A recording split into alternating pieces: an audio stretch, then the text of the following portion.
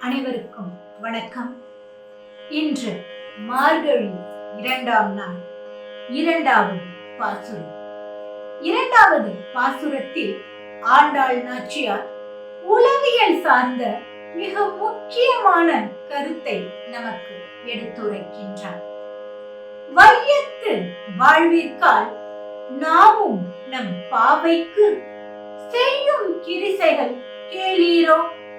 பார்க்கடலுள் பையத் துயின்ற பரமன் அடிப்பாடி நெய் உண்ணோம் பால் உண்ணோம் நாட்காலே நீராடி மையிட்டு எழுதோம் மலரிட்டு நாமுடியும் செய்யாதன செய்யோம் தீக்குறளை சென்றோதும் ஐயமும் பிச்சையும் ஆந்தனையும் கை காட்டி உய்யுமாறு எண்ணி முகந்தேலோ எம்பாவாய் என்கின்றார்.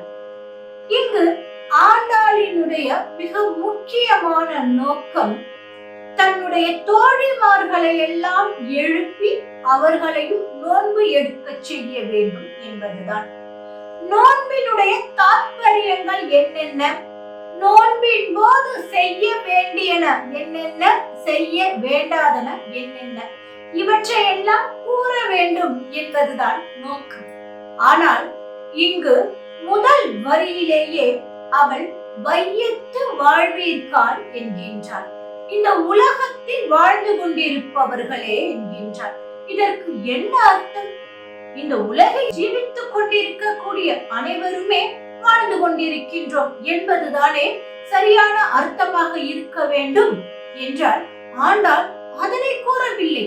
நான் என்னுடைய தோழிமார்களை மட்டும் எழுப்பவில்லை, எவரெல்லாம் தர்மத்தின் ரட்சகனாக இருக்கக்கூடிய கண்ணனை வழிபடுகின்றார்களோ அவர்கள் மட்டும்தான் உயிருடன் இருப்பதாக அர்த்தம். அவர்கள் அனைவருக்குமே இந்த நோன்பின் தாற்பயத்தை நான் கூற இருக்கின்றேன் என்கின்றாளாம். உயிருடன் இருக்கின்றோம் என்று நாம் எப்பொழுது சொல்லிக் கொள்ள முடியும்? எப்பொழுது நாம் தர்மத்தின் வழியை பின்பற்றுகின்றோமோ, எப்பொழுது நாம் ஆன்மீக நாட்டம் கொள்கின்றோமோ அப்பொழுதுதான் நாம் உயிருடன் இருப்பதாக சொல்லிக் கொள்ள முடியும் என்பதுதான் ஆண்டாளினுடைய தத்துவமாக இங்கு இருக்கின்றது. சரி, அடுத்து என்ன சொல்கின்றால், பையத் துயின்ற பரமன் அடிப்பாடி நெய் உண்ணோம் பால் உண்ணோம் என்கின்றாள்.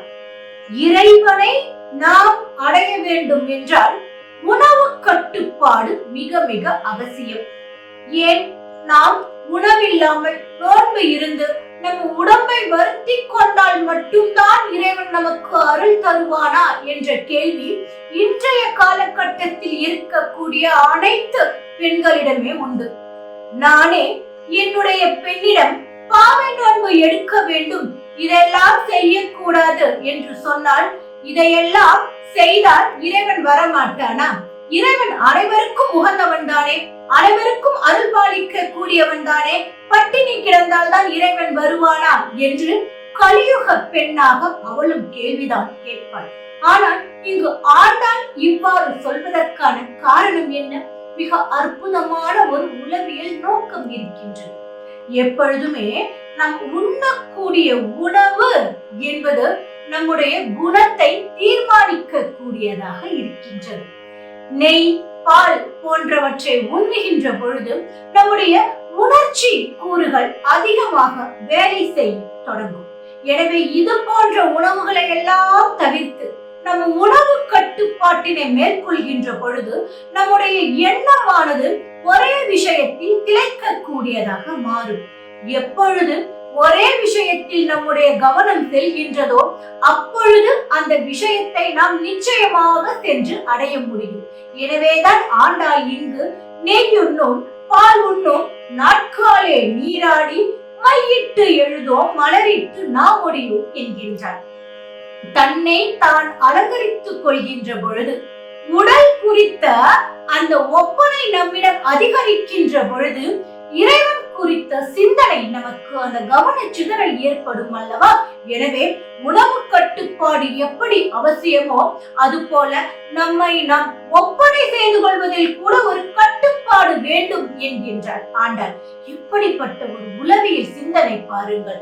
எப்பொழுது நாம் நம்முடைய எண்ணத்தை ஒரே திசை நோக்கி கூறாக்கி அதை நினைக்கின்றோமோ அப்பொழுதுதான் அந்த விஷயத்தை நாம் அடைய முடியும். அதற்கெல்லாம் நாம் செய்ய வேண்டிய தியாகங்கள் என்னென்ன என்பதை ஆண்டாள் இங்கு எடுத்துரைக்கின்றார். அடுத்து, செய்யாதன செய்யோம் தீக்குறளை சென்றோதோம் என்கின்றார். நமக்கு கோபம் வருகின்ற பொழுது நம்மிடம் வரக்கூடிய வார்த்தைகள் நம்முடைய கட்டுப்பாட்டிற்குள் இருக்காது. எனவேதான் சான்றோர்கள் சினம் என்னும் சேர்ந்தாரை கொல்லி என்கின்றார்கள். கோபம் வந்து விட்டது என்றால் அந்த கோபம் நம்மை மட்டும் பாதிக்காமல் நம்மை சுற்றி இருக்கக்கூடிய அனைவரையுமே பாதிக்கும் அல்லவா? எனவே தீக்குறளை நாம் தேவையில்லாத தீமையான சொற்களை சொல்லக்கூடாது. அது கோபம் ஏற்படுகின்ற பொழுது நிச்சயமாக அது நம்முடைய வார்த்தைகளில் வெளிப்பட்டுவிடும். எனவே கோபம் கொள்ளாதீர்கள், தீய சொற்களை சொல்லாதீர்கள், தீயவற்றை பேசாதீர்கள் என்கின்றார் ஆண்டாள். தீக்குறளை சென்றோதும் ஐயமும் பிச்சையும் ஆந்தனையும் கை காட்டி. சரி, நெய் உண்ணக்கூடாது, பால் உண்ணக்கூடாது, நம்மை நாம் அழகாக அலங்கரித்துக் கொள்ளக்கூடாது, கோபம் கொள்ளக்கூடாது. அப்படி என்றால் நாம் என்ன செய்ய வேண்டும்? எப்பொழுதுமே நேர்மறையான எண்ணங்களில் கவனத்தை செலுத்த வேண்டும் என்கின்றார் ஆண்டாள். எப்பொழுது நேர்மறையான எண்ணங்கள் நம்மிடத்து உருவாகும்? நாம் பிறருக்கு உதவி செய்கின்ற பொழுது, பிறருக்கு வேண்டிய விஷயங்களை நாம் செய்து கொடுக்கின்ற பொழுது நம்முடைய மனதில் நேர்மறையான எண்ணங்கள் உருவாகும். எனவே ஐயமும் பிச்சையும் ஆந்தனையும் கை காட்டி என்கின்றார். உங்களால் என்னென்ன உதவிகளை செய்ய முடியுமோ நீங்கள் செய்ய வேண்டும். உங்களை மீறிய உதவி என்றால் அதனை யார் செய்வார்களோ அவர்களிடத்து அவர்களை அழைத்து செல்ல வேண்டும் என்கின்றார். இவ்வளவு அற்புதமான ஒரு கருத்து பாருங்கள். என்னால் அனைத்தையும் செய்ய முடியுமா? ஒருவர் வந்து கேட்கக்கூடிய அனைத்து உதவிகளையும் என்னால் செய்ய முடியுமா என்றால் நிச்சயமாக முடியாது. ஆனால் அந்த உதவியை யார் செய்வார் என்பது எனக்கு தெரிந்திருந்தால் அவர்களிடம் சென்று அந்த உதவியை உரியவர்களுக்கு பெற்று தர வேண்டும் என்கின்றார் ஆண்டாள்.